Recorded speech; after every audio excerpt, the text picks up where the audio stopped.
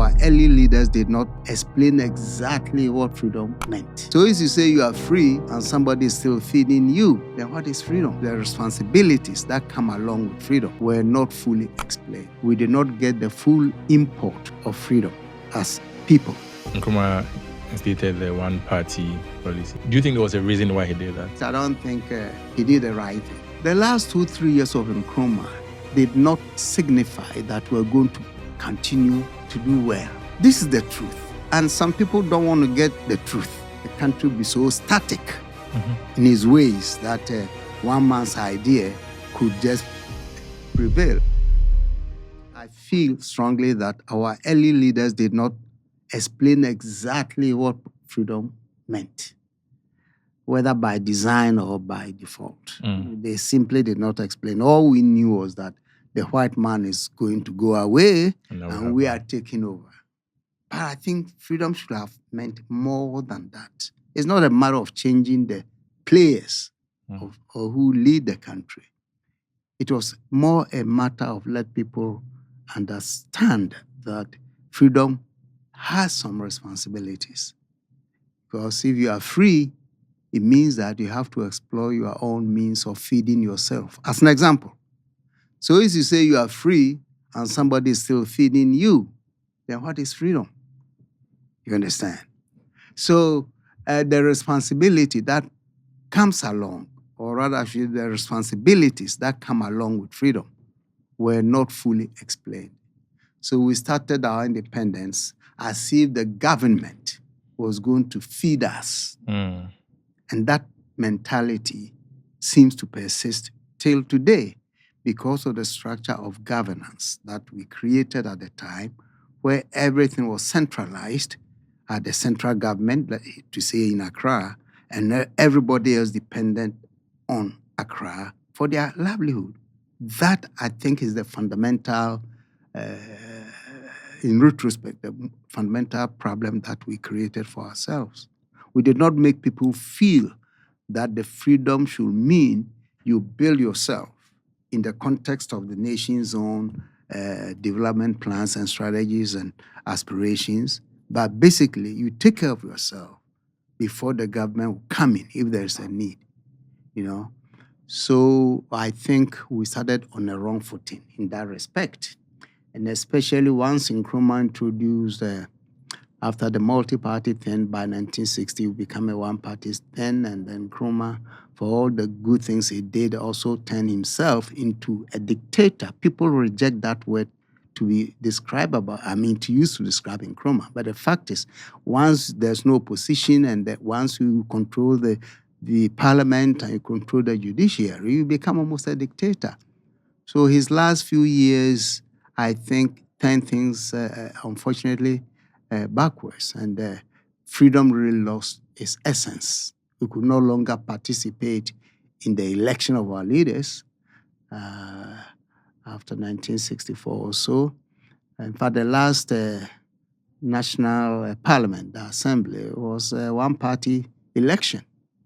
Nkrumah appointed people to certain constituencies to represent the people. And so that is I guess, the downside. But there were so many things I can say to glorify Nkrumah and his leadership and all. But talking about freedom, I'm trying to say that we did not get the full import of freedom as people.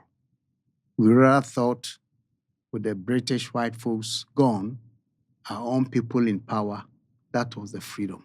But freedom entails more than that. You mentioned Nkrumah stated the one-party policy and towards the end of his rule. Towards the end of his rule. Yeah. So you don't think that is a thing that should be done? Looking now, do you think there was a reason why he did that? There was a reason because he felt strongly. But by the way, it was within the context of Africa's politics at the time. In the 60s, most African countries were one-party states. Right. And most African countries look for inspiration to the then Soviet Union. And therefore, it wasn't a surprise that Nkrumah would be one of them, okay? But in retrospect, I don't think anybody wants a one-party state. That's why in our current constitution, there's a clause against the formation of a one-party state. Simple as that. So in that respect, I don't think he did the right thing. But maybe circumstances may have forced him to do that. Yeah. If his systems, and I'm talking about Nkrumah, had continued to today, in terms of not necessarily the party, but in terms of development and all that, do you think Ghana would be stronger now? Or would a lot change? That's a very interesting question. But you see, again, if you do your history of Ghana, and I lived through it, the last 2-3 years of Nkrumah did not signify that we're going to continue to do well. Yes. And I do indicate this in my book, my autobiography. You see, this is the truth. And some people don't want to get the truth. And I'm not that type. I'm not an ideologue. Look, the last 3 years of Nkrumah's rule, life was beginning to be very tough for Ghanaians.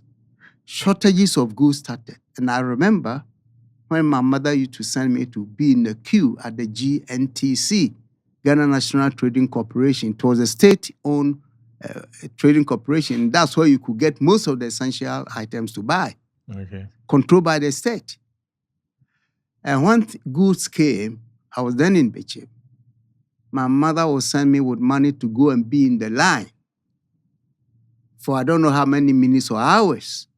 Because, for instance, when the goods arrived and the district commissioner, people today we call DCEs, and I remember very well the one for Bechem called Kwabena Kunto, Mr. Kwabena Kunto was the DC. Everybody has to wait for him to come first to the GNTC, take whatever he wants before the public will be served. This is my own testimony. Wow. I don't know what others in Accra or elsewhere saw, but this is what I saw and participated. Things were in short supply. Also, all studies indicate that the last 2 years or 3 years of Nkrumah, most of the factories he had set up, which are good. We had the corn beef factory in Bolgatanga, jute factory and shoe factory in Kumasi, a Bosso glass factory, so many things that he did.